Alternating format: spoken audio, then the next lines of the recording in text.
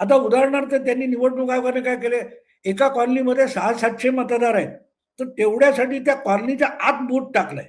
नाही तर गुंड काय करायचे, कॉलनीच्या गेटवर जमून उभे राहायचे, तुम्ही मतदानाला बाहेर कशा पडता बघतो. आणि मग त्या कॉलनीतल्या लोकांच्या नावावर गुंड जाऊन मतदान करायचे. ते निवडणूक अधिकारी त्यांच्याशी सहकार्य करायचे.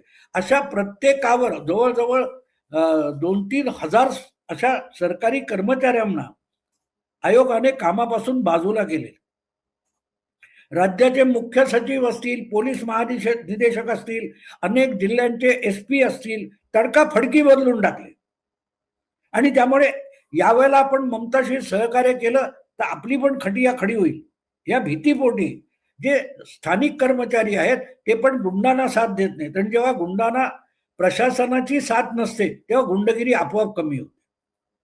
हे दुष्टचक्र असतं, ते भेदलं गेलेलं आहे. आणि तशी ममता ही रस्त्यावरची कार्यकर्ता असल्यामुळे तिलाही कळतंय की यावेळेला अवघड आहे आपलं, आणि त्यामुळे ती डेस्परेट झालेली आहे, हतबल हताश झालेली आहे.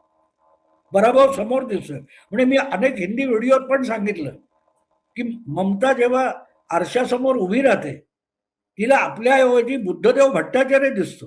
म्हणजे काय, तर बुद्धदेव भट्टाचार्य 2011 मध्ये मुख्यमंत्री असताना सत्ता गमावून बसले आणि स्वतःच्या मतदारसंघात सुद्धा पराभूत झाले. ममताला आज आपल्या भवानीपूर या हक्काच्या मतदारसंघात सुद्धा पराभूत होण्याची भीती सतावते. आणि ही गोष्ट लक्षात घेतली तर बंगालची निवडणूक आपल्याला समजते.